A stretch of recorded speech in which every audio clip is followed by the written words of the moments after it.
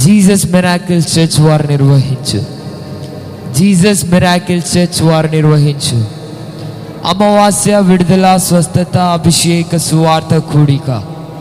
అమావాస్య విడుదల స్వస్థత అభిషేక సువార్త కూడిక. తేదీ 2024 అక్టోబర్ 2వ తారీఖున. తేదీ 2024 అక్టోబర్ 2వ తారీఖున అనగా బుధవారం సాయంత్రం 6:30 గంటల నుండి ప్రారంభం.